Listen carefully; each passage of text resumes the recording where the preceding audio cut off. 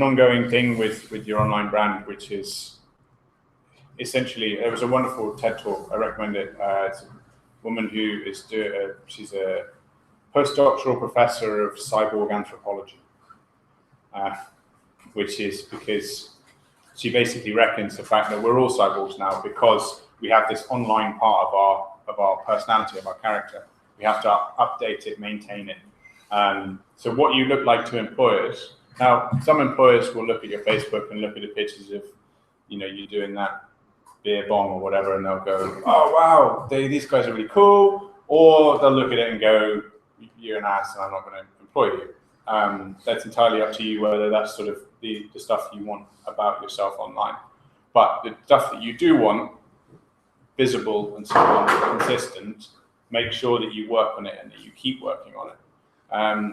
So whether that's the interactions that you have with people on Stack Overflow or Quora or Twitter, whether that's think about like even your commit comments on other people's repos. That's your personal brand. So it's stuff to think about, stuff to care about. Who has a really, really common name? Okay, that's just one of those. Okay. So in that specific example, you have one advantage and one disadvantage, and the advantage being is that you kind of get lost in the noise, but the disadvantage being that then people have to spend more time trying to find you, which means you've now got to go to the effort of pointing people in the right direction. So you'll notice on the CV thing that I put up earlier, I didn't put any contact details because the idea is to keep them there in your GitHub because that's where you want them. But maybe in your case, you might actually at the bottom say, here are my other online profiles because I have a common name. That's good. You guys want to do that as well. I really wouldn't recommend putting your mobile number or your email address on your GitHub or on your LinkedIn or anything like that, because your phone will be ringing off the hook all day of people trying to get you to go and interview for a job that you are hugely inappropriate for. That being said, of course, while I will keep recruiter bashing, don't just ignore them because I said so. Like, evaluate them for yourself. But you will find almost like 99 times out of 100, you're going to go engage with a recruiter and you're going to end up it being a waste of time. But by all means, go ahead and do it to find that out for yourself. Don't just trust me. So more about your online brand and your online presence. What employers like to see in the main is somebody who is active in the community. If in an interview somebody asks you about the present state of the JavaScript, are you going to talk about how it's rapidly changing? Are you going to talk about the newest technologies? Are you going to talk about a particular stack that you really enjoyed using or something that you've been reading about? Or are you going to say, oh yeah, no, I find JavaScript really interesting? And it's kind of those sorts of things. It's not just what you're reading, but it's also what you're contributing. What are you contributing to the community? And developing that sense of, when I read your screen name, I get a sense of what sort of contributions you're going to be making, what sort of comments you're going to be making, because I've experienced you and that username before, whether it be on GitHub or anywhere else. Those things are important. It takes a lot of effort to get that right, especially if you're not already doing that. To transition from not already doing that to doing that is quite a lot of work, but I recommend overall it's something that you work towards, is being consistent with the way that you interact with people online. Then there is, which is what we're going to work on now, this stuff.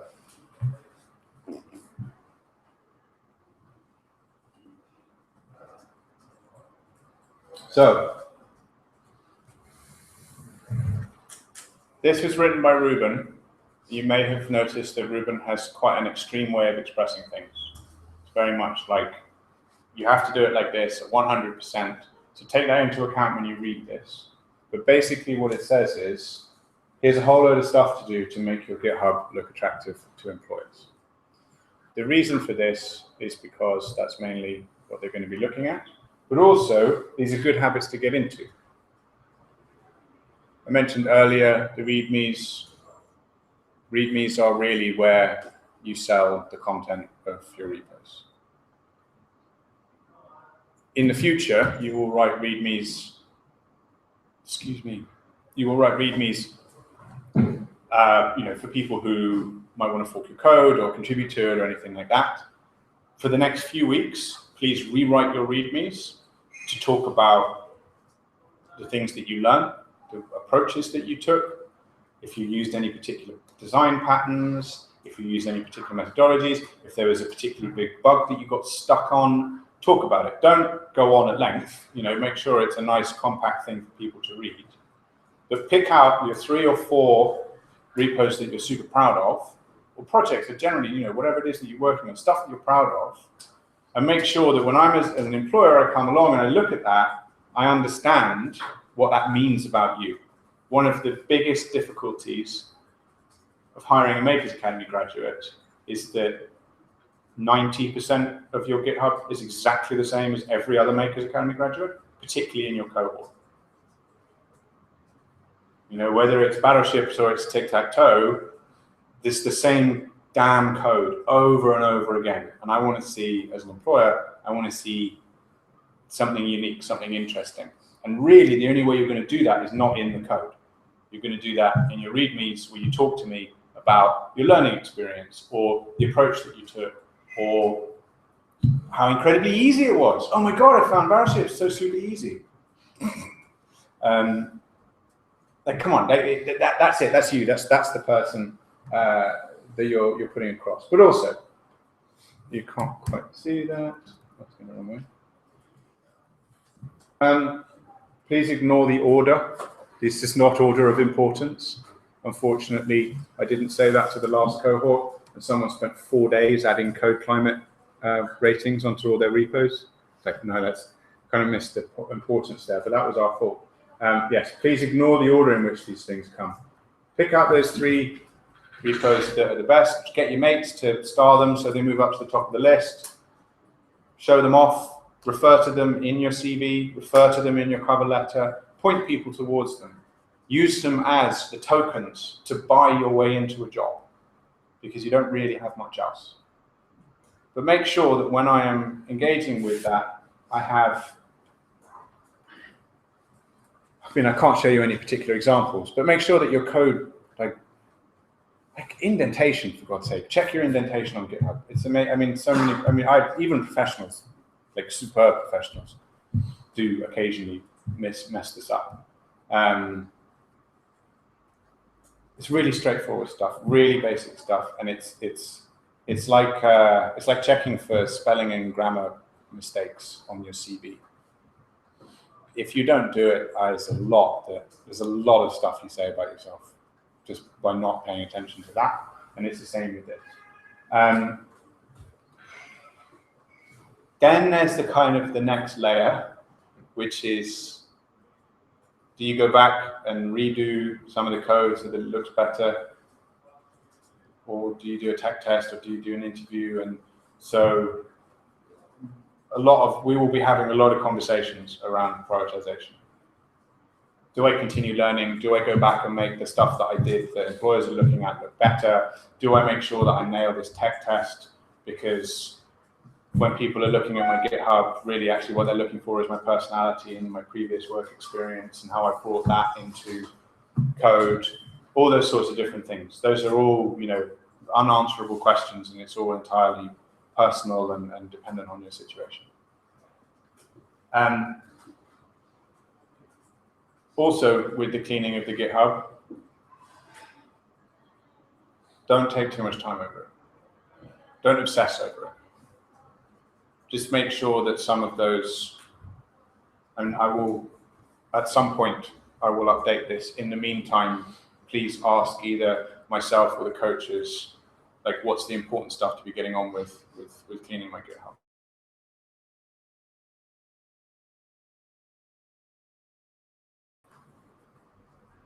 Okay, any questions on the cleaning of the GitHub? Yeah.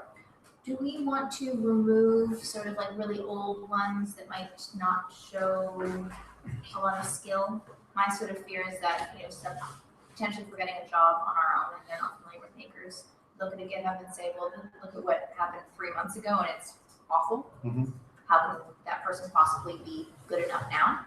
I would err on the side of using the README to explain the stage that you are at, rather than getting rid of it, because then there's a sense in which like there's a big gap.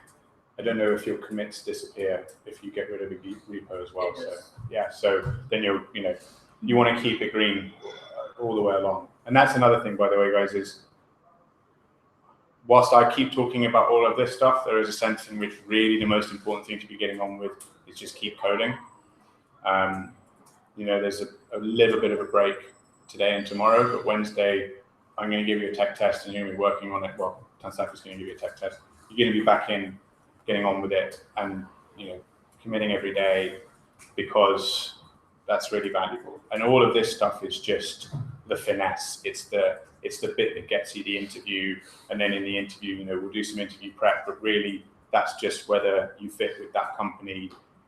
A lot of this stuff is extraneous to the idea that you actually are good at what you say you're good at, or you enjoy, all that sort of stuff. So don't just stop coding, do carry on. Who thinks their GitHub is probably quite awful at the moment? Why? Unfinished, poorly tested projects. Okay, so poorly tested is a nice one. Like test coverage. At some point, probably this coming Wednesday, I will show you basically the way I sell you, what I say to employers about you. One of the big things is the fact that, I quite flippantly say, well, clearly they've never written a line of code without writing a test first. I know that's not entirely true. But yeah, the fact that you are, particularly in comparison to, say, a General Assembly graduate, you are TDD. That's the big, bright lights that comes next to Makers Academy. So if your test coverage isn't that great, maybe that's something to concentrate on. Anyone else like to perhaps let everyone else in the room know why your GitHub looks horrible? Commits don't describe what I was committing. Yeah, so that's a big project. I would suggest you just get better at it. Don't bother going back. Like, that's one of those massive rabbit holes that is just a time sink. So. Anyone else with comments about the GitHub, things that they think they need to change, or questions about cleaning?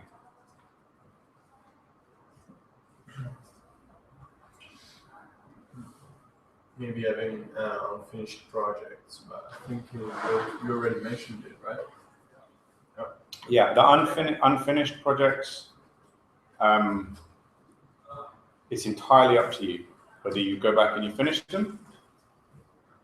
If you don't go back and finish them, do spend 10 minutes filling out your README with the stage you got to, stuff that's unfinished, stuff that you'd like to do in the future, why you'd like to do it, why you stopped, what you're working on now, all that sort of stuff.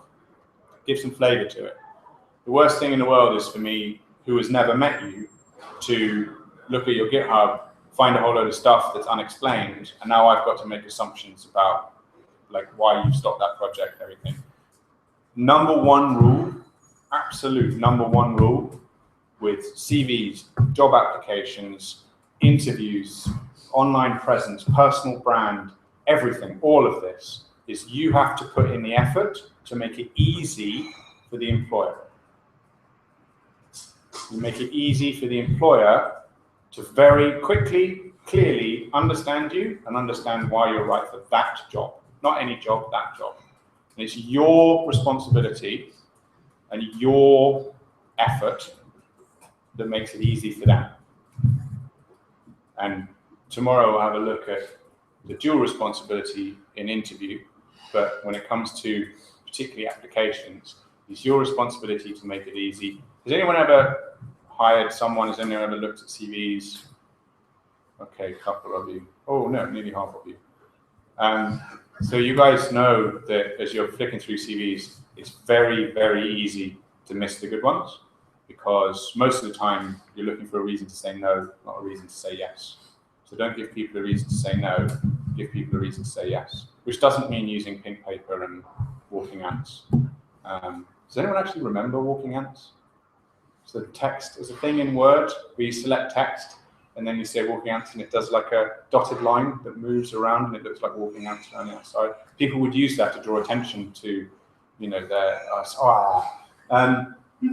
yeah, don't use gimmicks. That is my point. Don't use gimmicks to make things stand out. Now, if we go back to this, there is technically a session here where you get on with cleaning your GitHub. Now, if you don't clean your GitHub, and if you don't have a GitHub CV, I can't send you as an applicant to any company. And there is a reason for that. It's not because I don't want you to get a job. It's because when I'm presenting you guys to companies, that is the Makers Academy brand.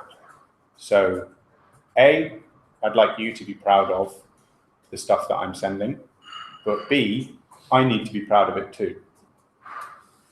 Which means that if you don't spend the rest of today working on your CV and your story and cleaning your GitHub and making it look at least passable, decent, that means that next week or later in the week, I'm going to ask you to do it. You will have to do it at some point.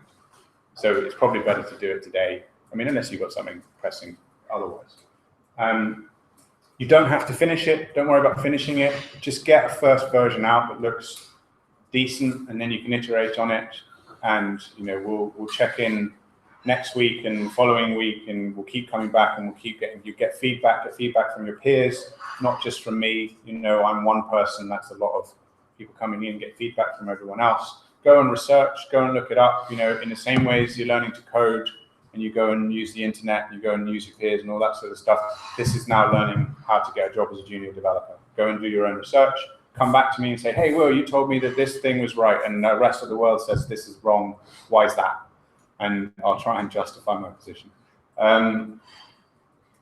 Do get on with it. Do work on it. Don't worry about getting it right. And if you don't want to get a job through Makers Academy, or you reckon you want to go off and do it by yourself for now and maybe come back later, I still recommend doing this stuff because it's useful. Sorry. I was wondering about the story. So the story is something that kind of sits in the background and gives structure to all of the things that you do. It helps with your cover letter, but most importantly, really, it's kind of for yourself and for your interview. I would, however, like to either see a written version or hear the spoken version, or both, of your story, so that I can give you feedback on it.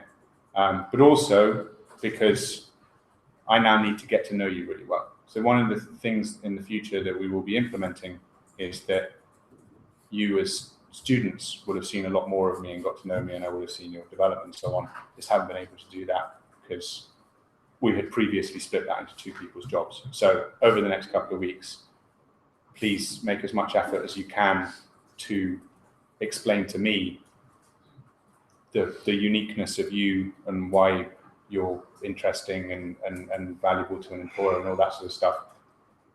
Because it's useful for me, but also it's useful for you because you're going to have to be saying that to employers.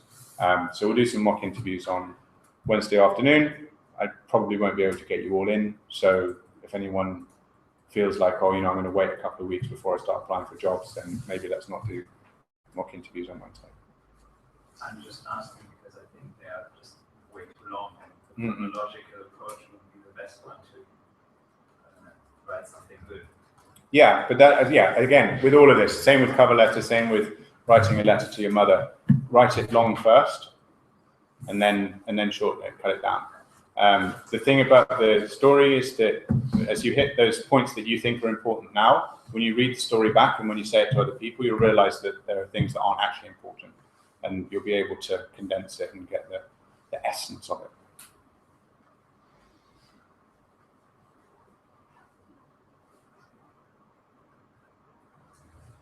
Any more questions about online brand, online presence, things that employers are looking for, looking at? Personal websites, maybe. And that developer should have one, I guess. Yeah, absolutely. If you already have one, that's great. If you don't already have one, that might be an interesting post-course project to work on. You have a bad one. If you have a bad one, don't tell anyone about it. Yeah, work it out. So one of the things we'll cover on Thursday is stuff to be getting on now that you're graduates, which might be commercial work, it might be other work. One of the primary things you want to be focusing on there is the fact that all of you have done basically all of the same code for the last 3 months. So now going off and doing something individual, it's a really, really good illustration of what's interesting and special about you. If you get the blog whilst you're studying something, is it worth linking to that in your CV, or is an employer really going to bother? They might do. The fact that you've written it is enough in and of itself. I would put that in kind of sense of, maybe if you were saying, oh, I have, good, I'm really able to, one of this will be true of probably all of you. When you're talking about communication skills, focus on the fact that communication skills around code is unlike other people who have communication skills around code. Your ability to bridge business and engineering is really rare. So focus on that. So if you say, I blogged about learning to code, you're already giving an example of bridging the ability to speak business language and technical language. Cool. I'm going to stick around probably all day to answer questions. I'm here. Please come and grab me. This is probably the most you'll see of me ever. Thank you very much, guys.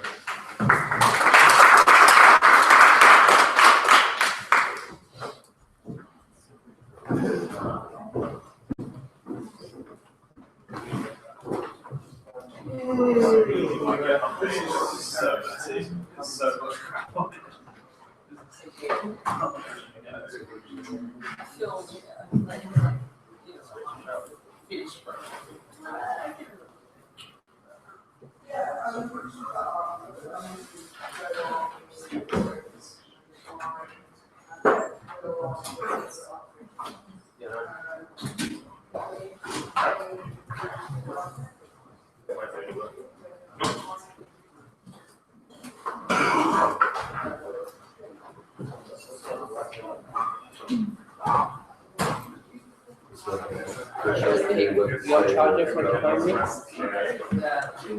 Oh, should I take your one? Oh, no, that's fine. No, that's cool. Say that. Sorry? Yeah. I don't need this anymore.